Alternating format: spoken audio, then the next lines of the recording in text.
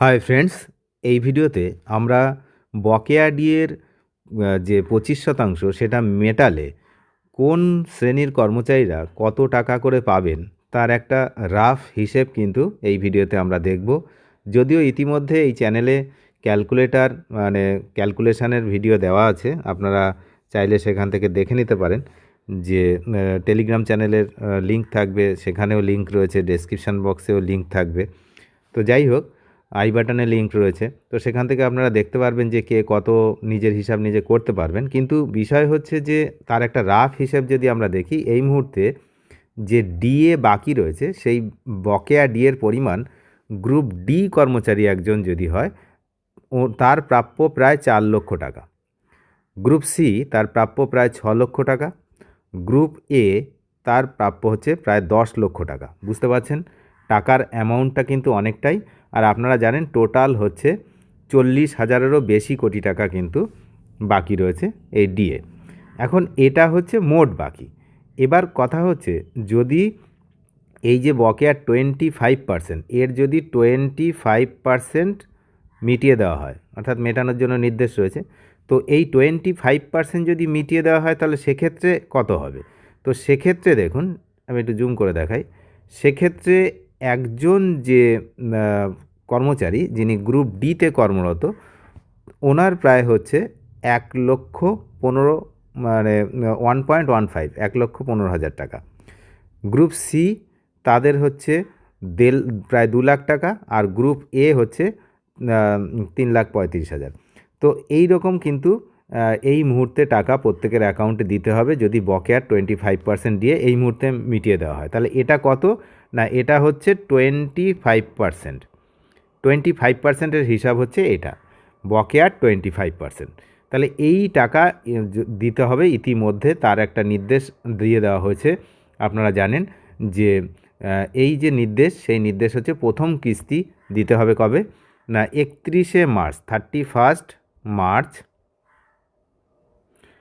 2026 এর মধ্যে কিন্তু প্রথম কিস্তি দিতে হবে। আর 15ই এপ্রিলের মধ্যে রাজ্য সরকারকে তার স্ট্যাটাস দিতে হবে। আপনারা জানেন যে তার একটা কমিটিও গঠন করা হয়েছে। এখন এ তো গেল বকেয়ার পরিমাণ, কে কত পাবেন যদি বকেয়াটা মিটিয়ে দেওয়া হয়।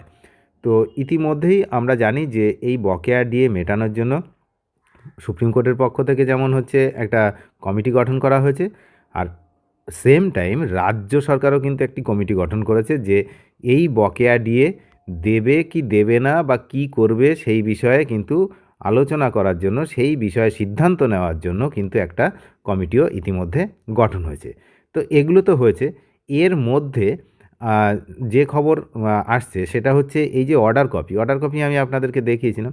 তো সেই অর্ডার কপি বিশ্লেষণ করে, অর্ডার কপি যদি দেখিয়েছিলাম, সেই অর্ডার কপি বিশ্লেষণ করে যদি দেখা যায়, তো সেক্ষেত্রে আইনজীবীরা বিভিন্ন মতামত দিয়েছেন যে ডিএ অমান্য কিন্তু করতে পারবে না রাজ্য। তো রায়ের বিস্তারিত ব্যাখ্যা কিন্তু আইনজীবীরা করেছেন। তার মধ্যে ফিরদৌস শামীম তিনি বিস্তারিত ব্যাখ্যা করেছেন যে এই মোট 124 পাতার এই রায়, 124 পাতার রায়ে কিন্তু এই কর্মচারীদের অধিকার সুনিশ্চিত করা হয়েছে এবং বকেয়া মেটানোর জন্য রাজ্য সরকারকে নির্দিষ্ট সময়সীমাও বেঁধে দেওয়া হয়েছে, তেমনটা কিন্তু এখানে রয়েছে এই অর্ডার কপিতে। এখন দেখা যাবে যে এটা কী হয়, মানে শেষ পর্যন্ত কি করে, কিন্তু পালানোর কোনো রাস্তা নেই এমনটা কিন্তু মনে করছেন আইনজীবী মহল। আর রাজ্য সরকারের যে অজুহাত ছিল যে টাকা নেই, সেই বিষয়টাও কিন্তু কোর্ট খারিজ করেছে। তার কারণ অন্য কাজে সমস্ত জায়গাতে টাকা আছে, শুধু এই ব্যাপারে টাকা নেই, এটা কিন্তু মানতে নারাজ সুপ্রিম কোর্ট। কারণ যদিও অ্যামাউন্টটা অনেক বিপুল পরিমাণে অ্যামাউন্ট, আপনারা বুঝতেই পারছেন যে অ্যামাউন্টটা হচ্ছে 40,000 কোটি টাকারও বেশি। 40,000 কোটি টাকারও বেশি অ্যামাউন্ট বাকি রয়েছে।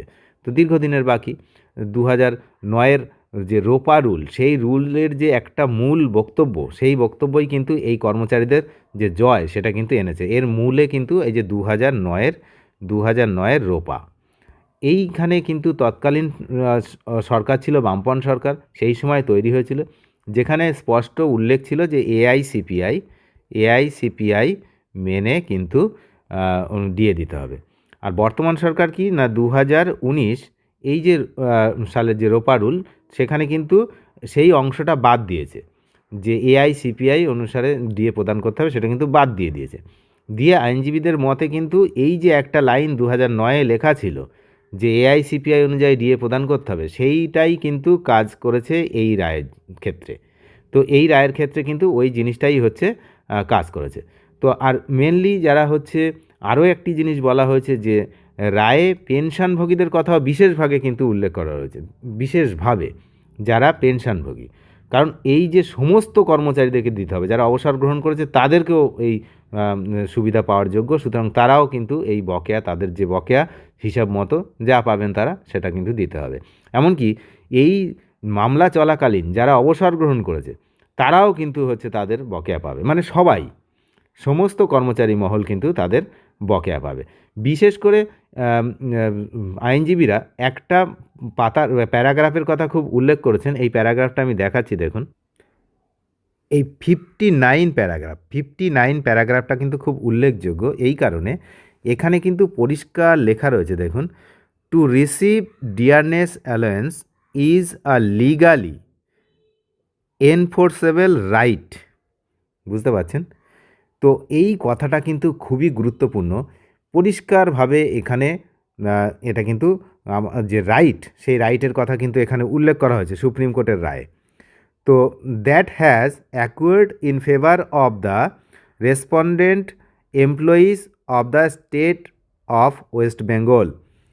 তো এই যে লাইনটা, এই লাইনটা কিন্তু খুবই উল্লেখযোগ্য। সুতরাং এক্ষেত্রে আইনজীবী মহল মনে করছেন যে এই অর্ডার কপিতে যে বিশেষ উল্লেখযোগ্য হিসাবে এই জিনিসটা লেখা রয়েছে এবং এআইসিপিআইয়ের কথা বলা আছে রোপা রুলস হিসাবে, তো কোনোভাবেই রাজ্য সরকার এখান থেকে পার পাবে না, এমনটাই কিন্তু মনে করছে আইনজীবী মহল।